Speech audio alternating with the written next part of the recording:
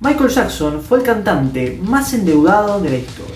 Así como escuchaste, el rey del pop ostentaba muchos récords. Uno de ellos, no muy positivo, era ser el cantante que más dinero debía. Se estima que sus deudas llegaron a más de 500 millones de dólares al momento de fallecer. Pero, ¿cómo es esto posible si era multimillonario?, se preguntarán. Bueno, acá les voy a contar todo. Para el año 1990, Michael era probablemente, hasta ese momento, el cantante que mejor había entendido de negocios. Había logrado construir múltiples fuentes de ingresos, como por ejemplo, ingresos por regalías, ingresos por su marca de ropa, por publicidad, ingresos por giras, ingresos por un videojuego, por películas, ingresos inmobiliarios, ingresos por su marca personal, ingresos por merchandising e ingresos por el mayor negocio que hizo en su vida: comprar el catálogo de música de ATV. Jackson, al comprar la empresa ATV, se hizo dueño de muchas canciones, entre ellas gran parte de la discografía de los Beatles.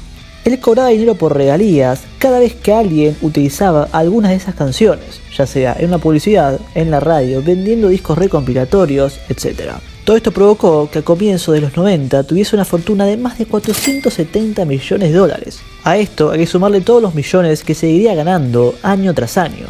Pero entonces, ¿cómo fue que terminó tan endeudado? El rey del pop se beneficiaba de un truco que utilizan varios millonarios para pagar menos impuestos y hacer crecer su patrimonio. Lo voy a tratar de explicar. Presten atención porque es complicado. Casi todo el dinero que Jackson ganaba venía de sus empresas. Él no ganaba dinero como artista, sino como empresario. Él tenía una empresa discográfica llamada MJJ Productions, que se encargaba de gestionar su música, y varias empresas más que administraban su marca, su ropa, sus películas, su imagen, su catálogo de música de ATV y todos sus ingresos. Michael declaraba la mayor parte de sus ingresos como ganancias de sus empresas, no como ganancias suyas, y las reinvertía en ellas. De esta forma, sus impuestos bajaban considerablemente y multiplicaba muchísimo su capital. Pero ahora, ¿cómo vivía si reinvertía todo su dinero? De préstamos, ya que los bancos les dan tasas de intereses preferenciales a las personas con mucho dinero. Les doy un ejemplo. Supongamos que Michael tuviera 10 millones de dólares y por ese dinero debiera pagar 4 millones en impuestos. Sin embargo, al declararlo como dinero de su empresa y reinvertirlo, no paga nada de impuestos, porque legalmente es dinero de la empresa, no suyo. Siguiendo con el ejemplo, supongamos que este capital, al reinvertirlo, se multiplica en un año por un 20%. Ahora, para vivir durante ese año, hacer sus gastos y todo eso, pide un préstamo de $1 millón con una tasa de interés de un 1%. Al final del año, pagaría el préstamo con los ingresos que generó el dinero que reinvirtió en su empresa y se ahorraría muchos millones en impuestos. Es probable que no se haya entendido, pero redondeando, vivía de dinero prestado para pagar menos impuestos y luego pagaba los préstamos con las ganancias que generaba el dinero que reinvertía en sus empresas. Todo esto marchaba perfecto. ¿Cuál fue el problema? Fueron varios. El primero fue la inesperada caída de su imagen por las denuncias en su contra. Sus ingresos bajaron considerablemente. Esto provocó que en un principio no pudiera pagar los préstamos y que tuviera que refinanciarlos. Jackson perdió la gran mayoría de sus patrocinadores, por no decir todos. Su línea de ropa y zapatos dieron pérdidas. A pesar de esto, en el año 1995 ganó 115 millones de dólares, gracias a la sociedad con Sony y sus otras fuentes de ingresos, y al año siguiente 74 millones de dólares. Sin embargo, estas fuentes de ingresos se habían reducido y esto en el futuro se haría sentir. El segundo problema fue su alejamiento de los escenarios y de la creación de nueva música. A partir del año 1997 dejó de sacar nueva música y de hacer giras. Esto se debió a dos razones.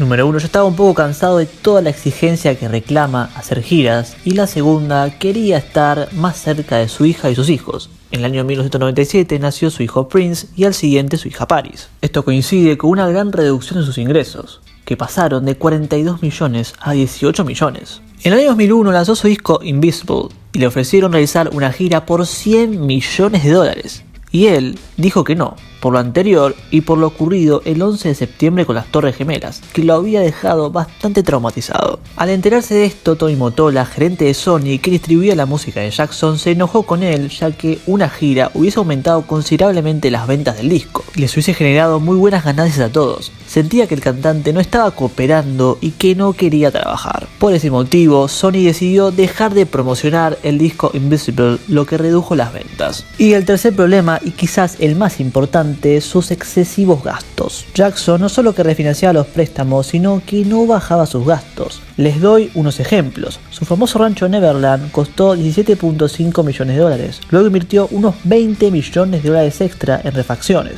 También tenía 150 personas contratadas para el mantenimiento del mismo, lo que provocaba gastos anuales de 5 millones de dólares. Le compró una mansión a su familia por 4 millones de dólares, gastó 8 millones de dólares en obras de arte. Para guardarlas tuvo que alquilar 6 almacenes en Los Ángeles, esto le costaba 1.4 millones de dólares al año. Compró 75 autos, entre ellos 4 limusinas y un camión de bomberos, que costaba mucho dinero mantenerlos todos los meses. También gastaban bastante dinero en joyas y lujos innecesarios y además, y esto es positivo, donó 300 millones de dólares a causas benéficas. Los gastos fijos crecían, los intereses crecían, los impuestos crecían, sus ingresos bajaban y todo se hizo impagable. El artista, cuando se dio cuenta, estaba atrapado en serios problemas económicos. Tenía una deuda de 220 millones de dólares con el Bank of America. Del año 2003 al 2005 hubo más problemas, aparecieron más denuncias por las mismas, a pesar de haber sido declarado inocente, afectaron fuertemente a su imagen,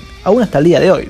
Bank of America se cansó de él y exigía que le pague. Por este motivo entró otra empresa llamada Fortress que accedió a refinanciarle la deuda comprándole el pagaré al banco y gracias a esto se salvó de la bancarrota. Pero esta deuda creció hasta los 330 millones de dólares. Michael tenía un patrimonio aproximado de 567 millones de dólares, pero todo eso era el valor de sus activos, compuesto por sus empresas y propiedades. El rey del pop tenía un gran problema de liquidez. No tenía el dinero físico necesario para afrontar sus deudas. La gran parte había sido gastado o invertido. Jackson gastaba alrededor de 30 millones de dólares al año. La mayor parte de eso eran gastos fijos para mantener lo que ya tenía y los intereses de sus préstamos. Sin embargo, se mantenía haciendo los pagos mínimos para refinanciar su deuda y buscando algún negocio por fuera de la música que lo salve, el cual nunca llegó. Su multimillonario amigo Ron Barkley le dijo que para salir de esta situación tenía 3 opciones: gastar menos dinero, vender activos que no debería vender o hacer una gira. Para el 2007 la deuda llegó a los 500 millones de dólares y el dinero ya no le alcanzaba para afrontar los pagos mínimos. Nadie quería refinanciarle ya que no le quedaban activos para hipotecar. Fue por esta razón que organizó su esperado regreso a los escenarios, la gira This Is It. This Is It había vendido 50 shows y había levantado la venta de sus discos. Quizás estos espectáculos le hubiesen ayudado a solventar sus problemas económicos, pero lamentablemente falleció un 25 de junio de 2009 y los shows nunca se realizaron. ¿Qué pasó con la deuda?, se preguntarán. Después de su muerte la imagen de Jackson se revalorizó. En 12 meses el cantante facturó, luego de fallecido, alrededor de $1.000 millones de dólares. Debido a la publicación del documental This Is It, la reventa y relanzamiento de sus discos, los ingresos por regalías de su música, entre muchas otras cosas. Gracias a esto, esa deuda se pudo pagar y no afectó a su familia. Hasta acá llegamos por hoy, gracias por ver este video hasta el final. No olviden suscribirse, por favor, así seguimos creciendo. La de like, activar la campanita para que les pueda avisar cuando subo un nuevo contenido y nos vemos en el siguiente video. Hasta luego.